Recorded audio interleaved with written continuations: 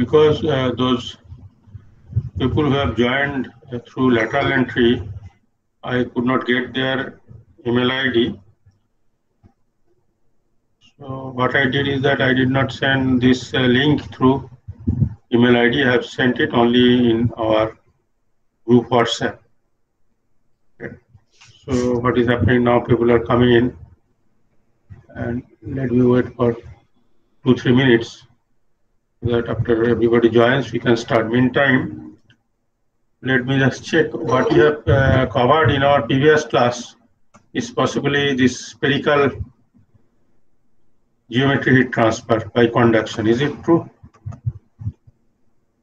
What we have studied? We have studied this spherical geometry. Yes, sir. Yes, sir. And time to time, I am asking you to do certain things. I keep a tag on that. Are you attempting those things, or you are not attempting? Yes, sir. We are doing that, sir. Doing means is a very indefinite tense actually. Doing means doing will remain doing. How long it takes? It doesn't take much time. Did you complete that thing? These things. Now we'll go to a new topic. Today we'll start a new topic, still under conduction, still under steady state condition, and under one-dimensional steady state heat conduction. We'll be covering a new topic that is called heat transfer from extended surfaces, also called heat transfer from fins. Let me wait for 1 more minute and then I can start.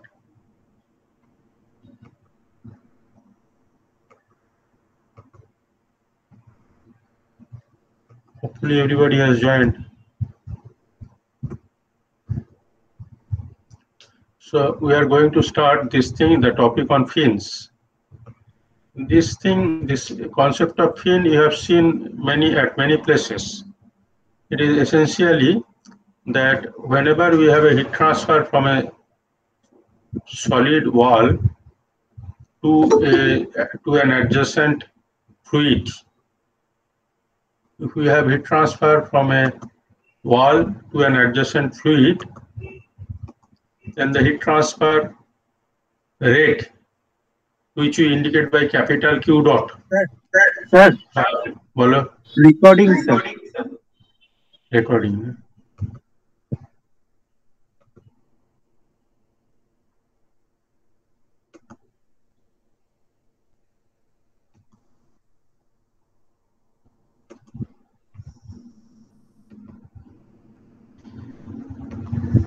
Thank you very much. Welcome. So whenever we have heat transfer from a solid wall to an adjacent fluid, the heat transfer rate, which we indicate by capital Q dot, is given by H into A, the surface area, multiplied by the temperature difference between the solid wall temperature and the free steam temperature of the adjacent fluid. H is the heat transfer coefficient. Now, in some case, what we require to introduce is heat transfer to a large extent from a small surface area. We can imagine that heat transfer will increase if we can increase the surface area. But within a small volume, within a small area, if we want to increase the heat transfer rate, then we can take a number of different measures. One, we can, by some means, we can try to increase the value of H. And that H increase we can do, again, through some means, like if we have a velocity of flow at a higher extent, if the velocity is higher, we can expect certain amount of increase of H. But again, that is not, we cannot go to any high value of H. H value, again, even if it increases with velocity, the increment in H will not be much. So the value of So the value of eta over q.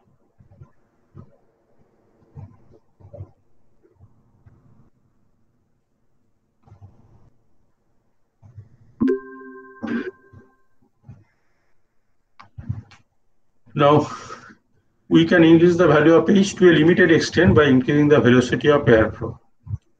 Another thing that we can do is that we can increase the temperature difference between the hot wall temperature and the fluid temperature. This difference we can increase by lowering the temperature of the surrounding. We can introduce some kind of a flow of some refrigerating fluid, or maybe some fluid which is boiling at a low temperature. Then two things can happen. One, this surrounding temperature will go down when it is a low boiling point fluid, and also when any fluid boils, the value of H goes high. The H value becomes also very large. But many times, these measures that I talked about to increase the velocity, it also has limitation, and also boiling of a low boiling point fluid is many times is not possible at a high cost.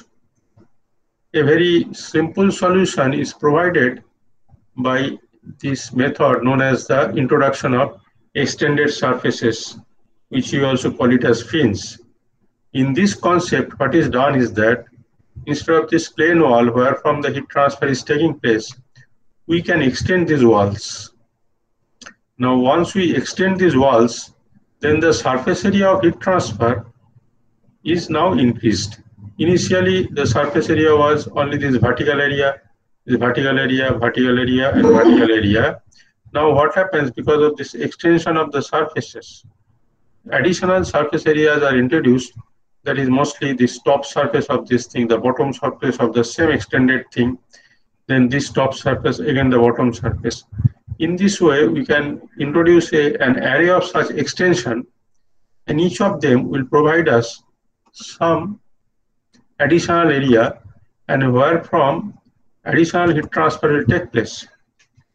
So this method of extending the area to increase the heat transfer rate by convection, this method that extended these surfaces, they are called fins. Now these fins can be of different shapes, one, and also of different orientation. What we have done over here is a few horizontally oriented extended surfaces having a uniform cross section along the length of the fin. This direction is called the length of the fin, and if you take a cross section of this fin, it appears in the form of a rectangle. Now, this cross section that we take, if we take this cross section at different distances from the originating point of this fin, what we see is that the cross sectional area remains the same. Also, that is why it is also called as a prismatic fin. Prismatic fin. By prismatic, we mean the cross sectional area is not changing. It is a constant cross sectional area. Whereas for pyramidal surfaces, the cross sectional area will decrease. Now here we have shown a series of fins. We have shown only two such things. They have a rectangular constant cross-sectional area, and the orientation of this surface, external surfaces, they are extending horizontally. Here it is prudent to use a horizontal surface because the flow of air is in the horizontal direction. On the other hand, if the flow is taking place in a vertical orientation, then it will be better to have the orientation of the external surfaces in a vertical direction, because when the flow is in a vertical direction, if we put it like this, then the flow will be obstructed by this horizontal extension. In that case, the vertically oriented fins will be the choice. Now, the cross section that you have shown over here, it can be a constant area cross section, or it can be a decreasing area cross section. when we have this increasing area cross section, we can call it as a trapezoidal fin, trapezoidal cross section. It can be also a decreasing area, can be also in the form of a parabolic surface. So we can call it also we can also have a parabolic fin. We can have a triangular fin where the cross section decreases and it ends at a point. So the profile view of that is in the form of a triangle. When the profile view means the view from this side or view from the back side. When the profile view is in the form of a triangle, it is called a triangular fin.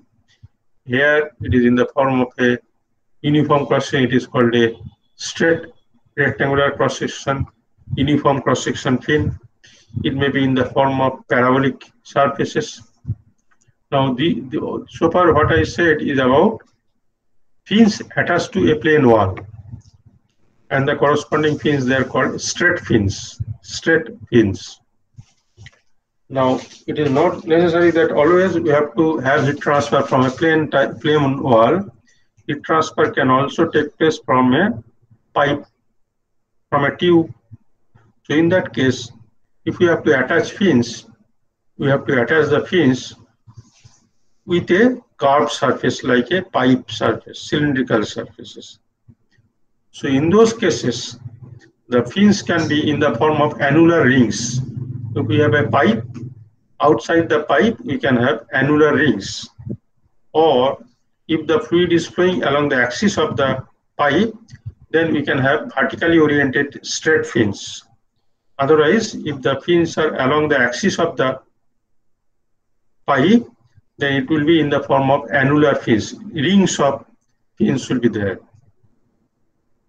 Now, one thing that we should be very careful about the use of fin is that many times we may be tempted to use fins in our attempt to increase the heat transfer. Because what we see from here, it appears that if we increase the value of H, definitely Q dot will increase. If we increase the value of this thing, definitely heat transfer will increase. If we increase the surface area, definitely heat transfer will increase. But one thing is there that is not mentioned over here is that this equation is valid for a plane surface where the entire surface is at a constant temperature of Ts. Now, if we want to calculate the heat transfer in presence of the fin, and if we want to find out what is the new amount of heat transfer, the modified amount of heat transfer rate in presence of this modification through attachment of extended surfaces, there also we can use this equation. Only thing there we have to integrate this thing over the area, because the heat transfer area which is taking part into heat transfer, this area, this area, this area, the bottom area, like all these areas, if you see, all the entire area is not at the same temperature of Ts. Even if this temperature is Ts, so that even if the temperature near to this wall is Ts, but as you move away from this plane wall, you can expect certain temperature will be dropping along the length of this thing. And if you move too far away, what you can see is that your Ts the local surface temperature will decrease. So if we want to find out the total rate of heat transfer, we have to use this equation through integrated values. That is, we have to do it like this.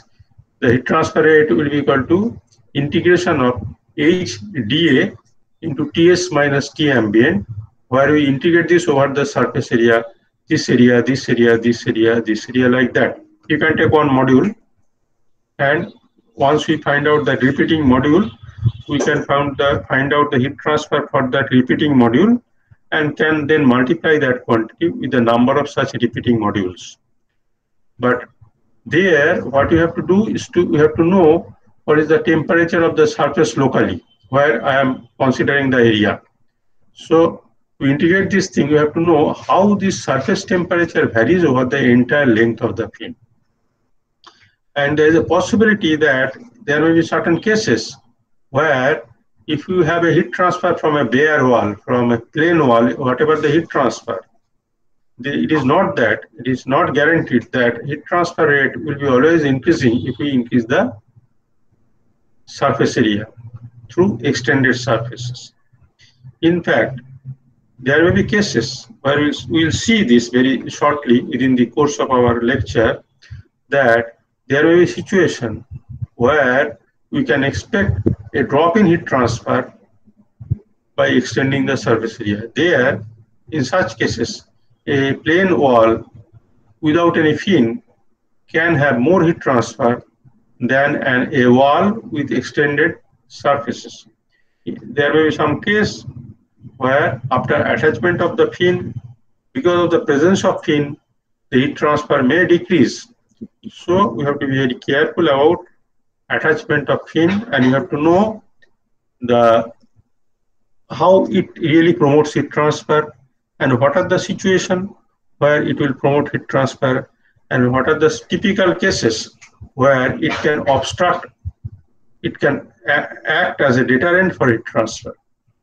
So before we go for thinking about use of fin, we must be aware whether the case at hand is there is any scope for further improvement of heat transfer by attachment of fin, or whether if we attach fin, heat transfer is going down, or even if it improves, the heat transfer is enhanced, by how much amount it is enhancing, whether it is cost effective or not. All these things you have to know as an engineer, because everything will be attached to cost. And if you want to extend these surfaces, it involves certain additional cost, additional material, additional effort. So even after attachment of fin, if the added cost is more than the added amount of heat transfer that we extract, sometimes we may not go for extension of the surfaces, even if it may lead to certain amount of enhancement of heat transfer. There may be cases the heat transfer may be less than a plain wall. There may be cases where the enhancement is very minimal. So you have to know before we do this thing, we can carry out exercise to get answer for all our such questions, that improvement of heat transfer will take place or not, or attachment of fin, and if at all, then what is the exact amount of added amount of heat transfer after attachment of fin, and what will be the optimal length of this thing, what will be the optimal area. All these things we have to know, and for that we require to study, and that is the reason for study of this particular topic. One thing I would like to tell is that, as a matter of general rule, is that if we have a very high value of H, if we have cases where the value of H is very high, there we should be very careful so far as the attachment of fins is concerned. In such situation, there is a possibility that attachment of fin may act as a deterrent for heat transfer. The heat transfer may go down if we attach fin. So only in cases where the value of H is very low, there only we can have substantial improvement of heat transfer by attachment of extended surfaces, also known as fins. That is a very general statement that I have made. There are other things also that will come into picture to really decide about whether you should go for attachment of fin or not. Let me talk about some other different types of fins, and then we'll go into how to calculate this heat transfer. Now, this is an example, as I said, in the case of a pipe like structure, tubular structure, if you want to attach fins on the exterior surfaces, then the fins will be in the form of circular annulus. Here called circular fins. Here, as if they have no thickness, kind of thing. They are, the things has to have some thicknesses. It will have some thickness and it will have some radial extension in the form of circular annulus. It's called a circular fin. And what is shown over here is that through inside the pipe, maybe a liquid is flowing, and through outside this tube, in between the passage between these tubes, a gas is flowing, and there is heat exchange in between the liquid and the gas. In which direction? That depends on the relative temperatures of the liquid and the gas. Now, one thing has been shown here very silently is that what has been done is that the fins that has been attached is on the gas side. And there is a deliberate reason for showing this thing, though no mention is there about this thing, that if you see, it is the fins which are attached is on the gas side of the flow. And this is so because gases have normally a very low value of H compared to the value of H that you can obtain when liquids are flowing. Typically, gases offer low value of H in comparison to the value of H that we can have for the case of flow of liquid. And that is why, because you have situation here, you have one value of H, the heat transfer coefficient, you have another value of H on the outside, because inside you have a liquid flow, there possibly the value of H is slightly higher, and outside you have the value of H is lower because of gas flow. And as I said, typically fins are used on the side where the value of H is very low. Now this is another example of extended surfaces. This is showing a series of vertically oriented tubes which are arranged in array, and these tubes have an elliptic cross section. It is not really a circular cross section, neither an ellipse. The ends of these tubes, they are in the form of semicircles, and it is somewhat elongated tubes having some elongated length, and the frontal and the rear parts are in the form of circle, and they are arranged in arrays of tubes, and the orientation of these tubes are vertical. Now, this particular geometry of the tubes is chosen because of a number of facts. One thing is that if by extending this thing, what has been tried to be done is that we can have a larger amount of surface area in comparison to a circular area. That is one thing, because if we have a larger area, then the heat transfer will be better, and also the frictional pressure drop of the fluid that is flowing inside the tubes also will be lower. Another thing is that outside these tubes, if you see this array of tubes, which are shown in the form of two rows of tubes, we call this as row, then you have one thing we have to call it as row, another thing is the column. Now, here what is happening is that these tubes, outside these tubes, you have a series of rectangular plates. These are plates, or these are tube seats, which are rectangular in cross section, and these tube seats have holes.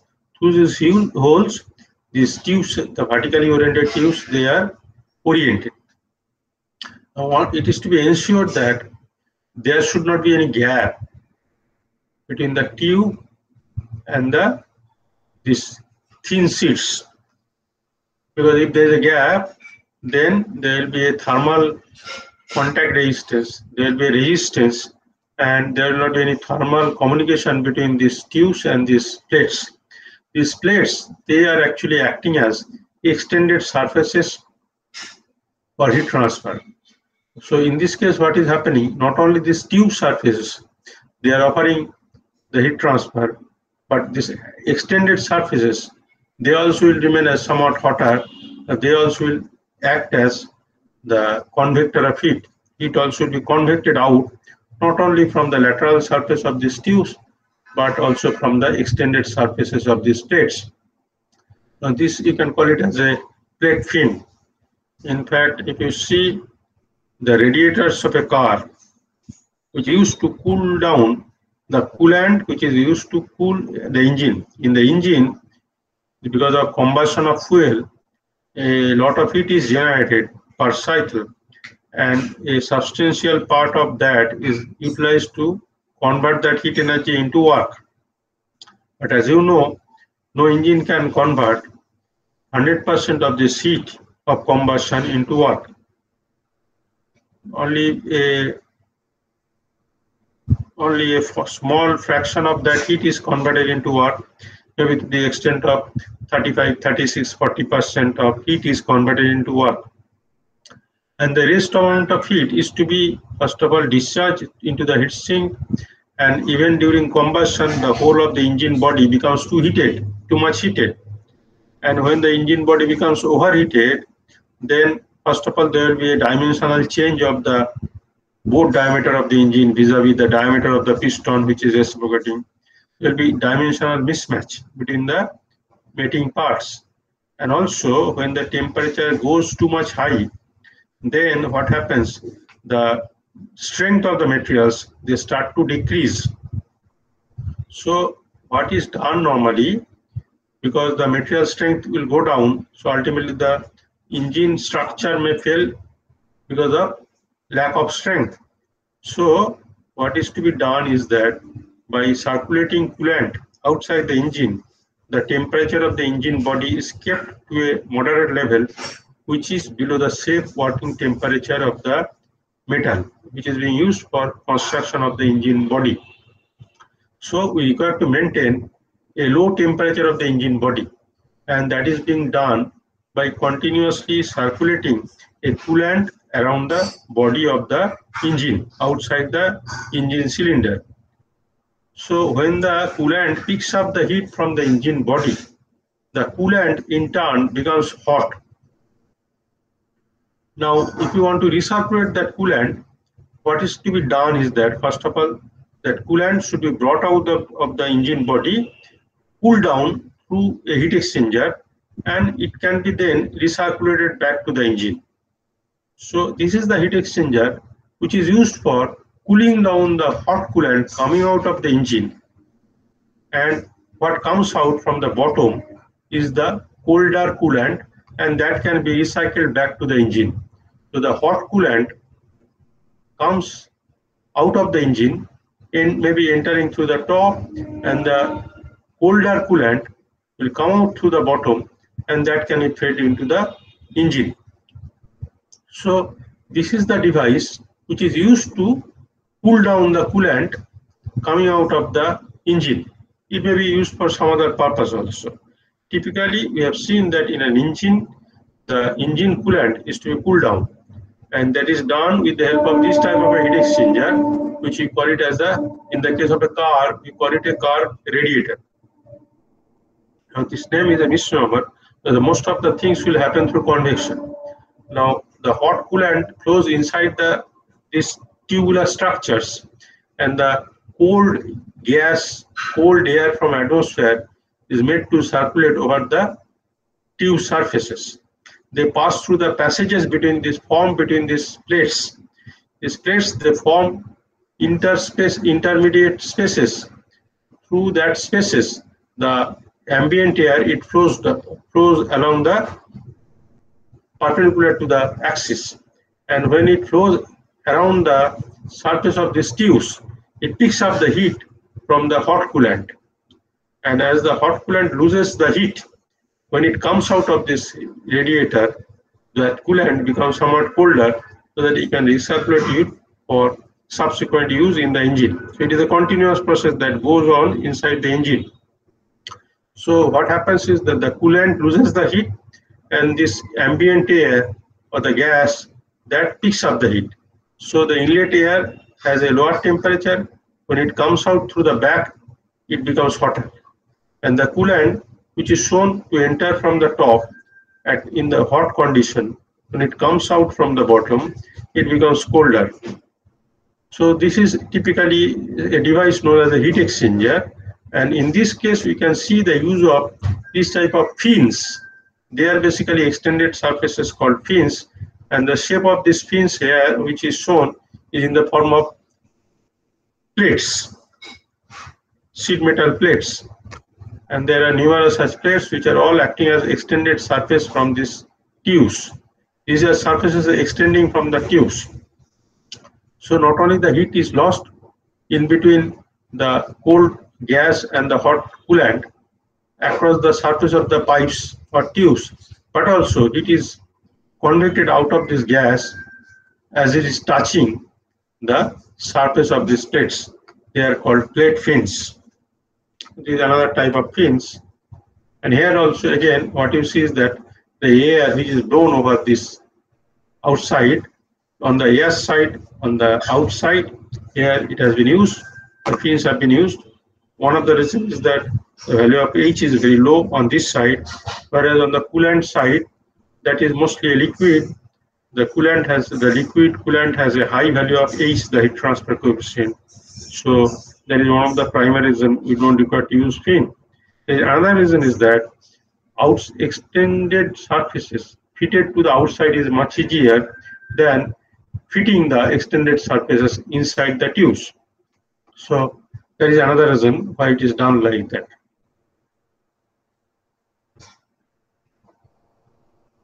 Now, when I talked about the different cross section, these are the cross section. You see the rectangular cross section and uniform along the length of this. This length is direction is shown by X.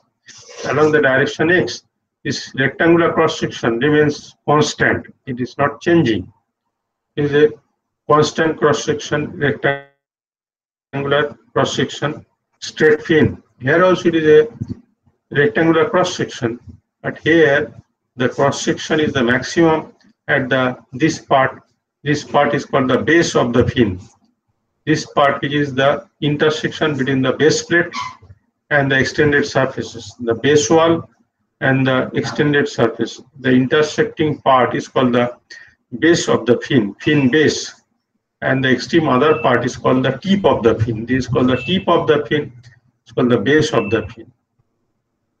Here, what you see is that it is also the cross section. Here also it is in the form of a rectangle, but the rectangular cross sectional area is maximum at the base of the fin, and as you move towards the tip, the cross sectional area vanishes to 0. So it is called the profile of this fin is a triangular fin, is a rectangular fin. Here these are called circular annular fin. Circular annular fin, which is fitted on the outside of a tubular structure, a cylindrical structure.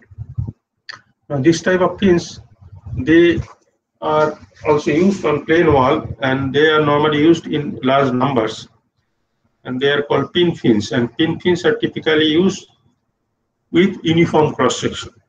Though here the pin fin that has been shown is one of a gradually decreasing cross section. Now these are different shapes of fins, the different types of fin. This is a circular fin, is a plate fin. Now what we will do is that all our these are descriptive part. What we require to quantify what will be the amount of heat transfer rate in absence of fin, and if we attach the fin of a particular geometric construction. What is the added amount of heat transfer, if at all there is any added amount of heat transfer or not.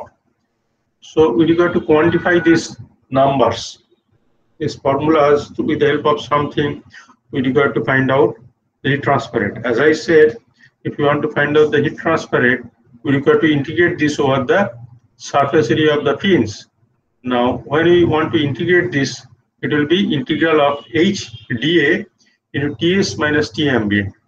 What is that Ts? Now this Ts stands for the local temperature at any point on the fin, and T ambient is a constant. Normally it is a constant ambient temperature. But how at different point along the length, how this surface area is changing, whether it's a temperature on the surface area is changing. If you know the relation between the local coordinate and the Ts value, then only we can integrate this thing with respect to the differential area of the fin. Otherwise, if we do not know how the temperature varies on the surface, we will not be able to integrate. And one thing we can tell is that if it is a plane wall, we can measure the temperature, which is normally will be more or less same, a constant temperature, surface temperature.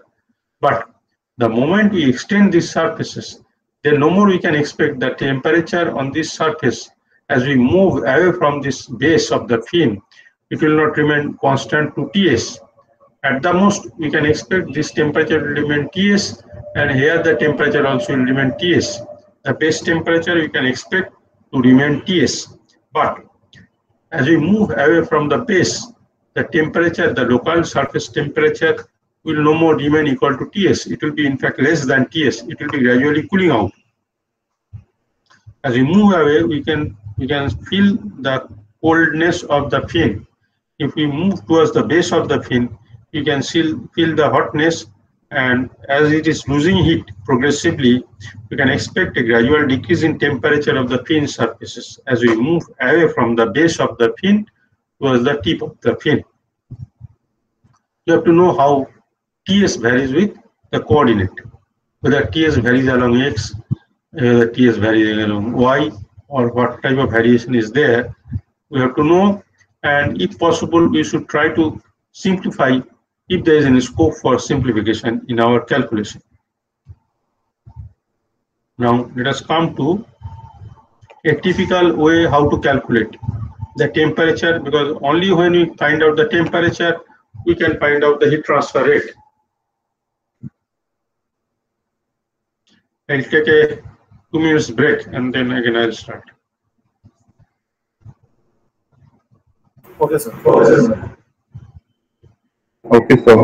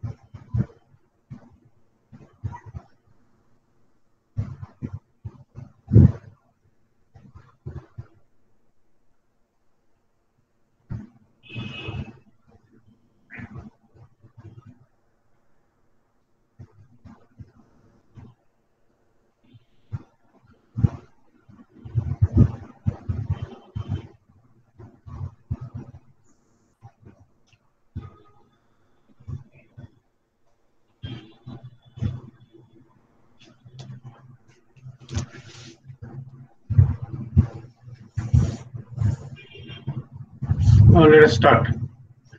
Now, it is a very general picture that has been shown in the picture of a extended surfaces, which we are calling it as a fin, And there is a base wall from where otherwise the heat transfer would have taken place, and to cool down or to dissipate the heat from this hot wall, what has been done is that an added surface has been attached, an added mass has been attached, and the surface created by the added mass is called the extended surface, also called a fin. Now, typically the fin that has been shown over here, I have taken this picture from a book that, what is the name of that book is transferred by Incopera. Incopera, and do it now. There is a very general picture that has been taken, is that the cross-sectional area along the length of the fin is decreasing. It is a varying cross-sectional area fin. And what is done is that this direction is called the X direction, and the other direction Y and Z. So the length of the fin is along the X-axis, and the origin for X is taken at the base of the fin normally. If we take at any distance from the origin, at any X distance from the origin, if we take a slice of this mass, we take a slice of the control volume, then having a length of dx, then what you see is that a rate of heat is coming from the left hand side and entering into this control volume, and the heat transfer rate that is coming in is given by q dot x. And out of this control volume, again, certain amount of heat is coming out and being given to the next layer. So the heat which is coming out of this control volume is shown as q dot at x plus delta x. So the heat which is entering to the left face of this control volume, that is at a distance x from the origin, is shown as q dot x, and the heat which is coming out to the right face, that is shown as q dot at x plus dx. Dx is the thickness of this volume. And so there is a internal conduction that is taking place, because this surface and the back surface, they are internal, they are not exposed to the surrounding. So whatever heat it is receiving from the left hand side, part of that heat is going out through to the atmosphere by convection. So the rate of heat which is going out of this curved surface of this fin, that rate of heat is shown as d of q dot, the heat transfer rate, by convection. So, and if there is no internal heat generation, if it is under steady state and there is no other path for the heat to flow, what we can say is that the heat transfer coming in will be equal to, by conduction, will be equal to the heat transfer going out by conduction plus the heat transfer leaving the solid body into atmosphere by convection. So q dot x should be equal to q dot at x plus delta x plus d of q dot convection. That comes from the heat balance, and this heat balance will be varied if there is no other heat generation term. Otherwise, you have to take the heat generation per unit volume, multiply that by volume, like that. And also, we have to ensure that it is under steady state. Otherwise, this accounting of the energy will not be holding good. Then you have to also take care of how much is the change of internal energy of the body. But if the body is under steady state, at no point you have any change of internal energy, because at no point you have any change of temperature with time. The temperature at a fixed point does not change with time, but definitely the temperature changes from point to point. That is why there is a convection. So there is a temperature gradient, because of this heat transfer will take place only when there is a temperature gradient. This thing and this thing is there. Another thing that is there is that what is happening is that the heat is leaving the surface into atmosphere. Where from this heat is coming? Ultimately, this heat is coming from the core side of this volume towards the surface. The heat is actually traveling from the interior of this towards the outer surface. So if it has to travel from the interior up to the surface, then there must be temperature gradient along y and z also. Because if it is to ultimately come out of this thing, then there must be some temperature gradient along y, also along z. Otherwise, heat cannot move from the interior to the surface. So otherwise, what would have happened is that no heat would have traveled by convection from inside of the body to this thing. The fact that it is coming out is indicating that there is also a temperature gradient along y and z. So what is happening is that there must be a temperature variation along x, y, z as it is shown over here. But we can show through logical reasoning that yes, it is there. The temperature is a function of x, y, z. But we'll be able to show that the major change of temperature takes place along x. T is predominantly a function of x, and T weakly changes with y and z. T changes with y and z, but that is a very weak function of y and z. The x is a strong function of T. The dependence of T on x is much stronger. There is a rapid change of T with x But with change of y and z, there is a very little change of temperature along y and z at a fixed x. So what we can show is that at a fixed x means one such surface, if we move from one point to another point, the temperature change is not much. But as you move from one x to another x, the temperature change is much more. So that is why we can neglect the T dependence on y and z, but we cannot neglect the dependence of T on x. So what we will take ultimately is that T is only a function of x, neglecting the dependence of T on y and z. There on those directions, T does not change much. Now, that is a case where it has been shown to be a variable cross-section. You can apply the same thing on a constant cross-section or uniform cross-section. These are same type of things of uniform cross-section. Only thing is called a straight fin of rectangular cross-section. Is again a what you call is a pin fin. This is called a pin fin of circular cross-section, uniform circular cross-section.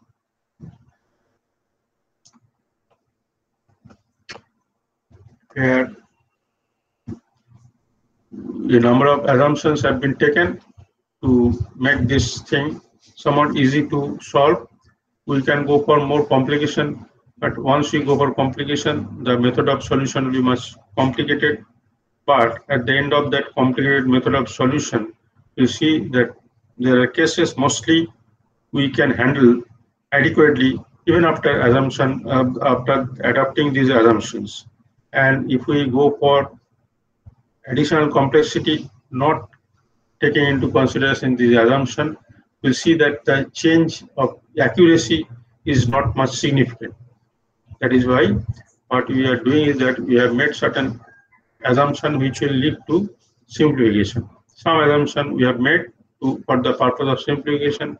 Some assumptions may be really valid. For example, the one-dimensional and steady-state heat conduction. For steady state, if the thing is running for a long time, we do not expect that things to change with time. It will stabilize.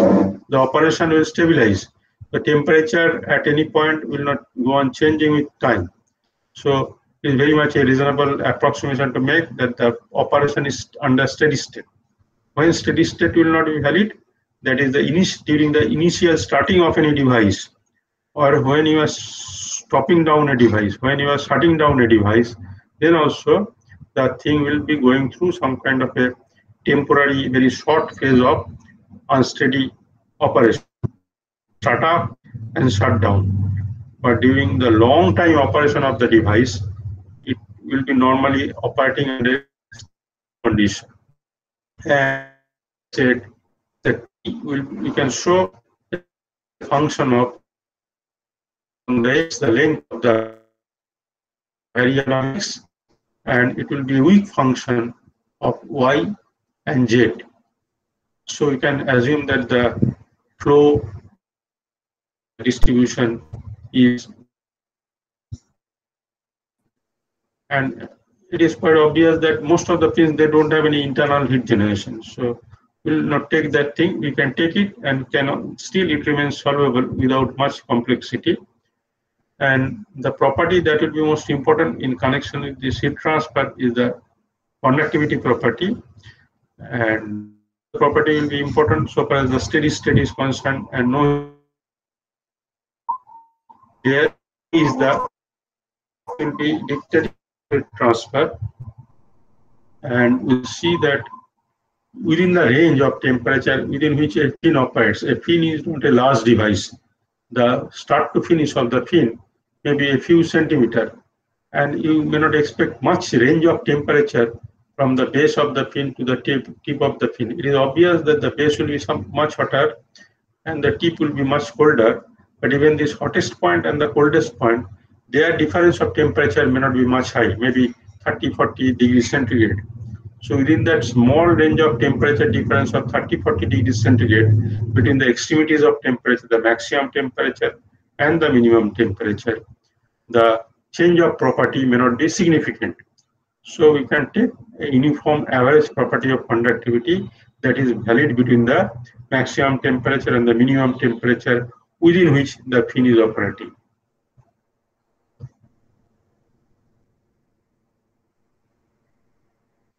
Another thing that we are considering here is that, yes, there is a heat transfer coefficient by which the convection is through which the convection rate is being controlled. The convection is taking place here as well as here as well as here. Throughout the entire surface, the convection is taking place. But if you want to be very true or accurate, you may argue that the value of H will not be same at different point of the surface. H is normally taken as constant, but to be very clear, the value of H is never a constant over the surface of convection. But again, the value of H, although it is changing over the entire surface, normally the change we can neglect. The change is not significant. It being insignificant, again we can take that H is constant and we can assume a constant value of H which is prevalent over the entire surface.